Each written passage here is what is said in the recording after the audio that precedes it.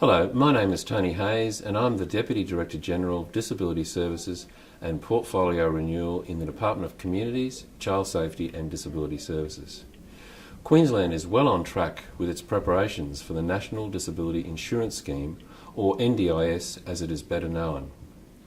When fully implemented, the NDIS will provide better and fairer access to services which will improve the day-to-day lives for an estimated 97,000 Queenslanders. It is a very exciting time for everyone in the disability sector to be part of creating a brighter future for people with disability and their families by providing them with choice and control over the services they need. Our goal is to ensure that the NDIS rollout in Queensland from 2016 is as smooth and effective as possible. And that's why we are working on a number of fronts to ensure its success. One of the latest developments is that 2 expert teams are currently being set up to help prepare families for the introduction of the NDIS, which will help position Queensland to learn from the trials in other states, as well as ensuring that we can influence the design of the NDIS. This is particularly important with our unique geography and demographics. 4 experienced staff from the National Disability Insurance Agency are joining the 70-strong Queensland Government NDIS readiness teams in Brisbane and also in Townsville. Having the NDIA on the ground will certainly help Queensland continue towards a smooth transition from 2016. This follows on from other initiatives aimed at getting the state NDIS ready, including the release of the Queensland Disability Plan and the NDIS-themed Queensland Disability Conference. Another way the Queensland Government has been working hard to prepare Queenslanders to transition to the NDIS is through the Your Life, Your Choice initiative, which already has more than 1,100 participants self-directing their disability supports. There is plenty of work to be done and many unique challenges for Queensland in preparing for the NDIS. But we are rolling up our sleeves and getting on with the job. For example, the NDIS readiness team's work will include many things. Just to list a few, I'll list them now. Helping to determine the eligibility of existing clients for the NDIS, enabling as many eligible clients as possible to have individual plans, making sure that people with disability, their family and carers know how to purchase their disability supports.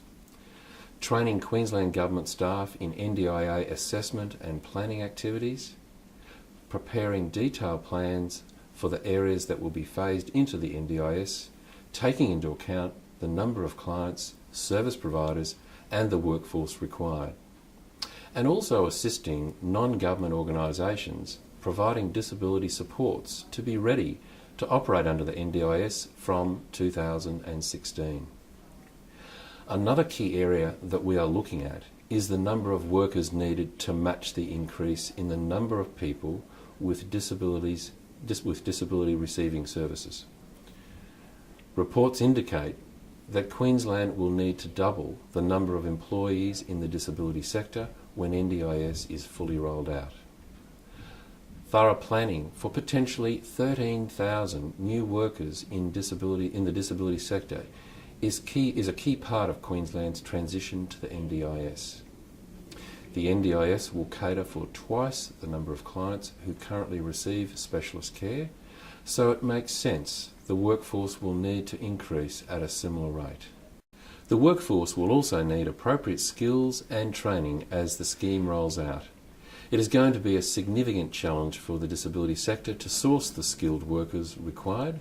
However, this also will be a huge opportunity for Queenslanders who are looking for work in the disability sector or a career change.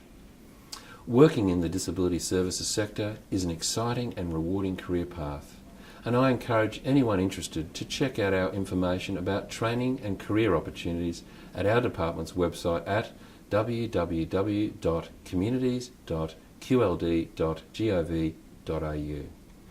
You can also find out on this website what the NDIS means for Queensland disability providers, what your organisation can do to prepare, and what the Queensland Government is doing to help organisations to get ready. So, in conclusion, there has been a lot of work undertaken already. However, there is a significant amount still to do to ensure our state, our communities, our people with disabilities and families are NDIS ready. The Department of Communities, Child Safety and Disability Services looks forward to working with you throughout this journey. Many thanks and all the best.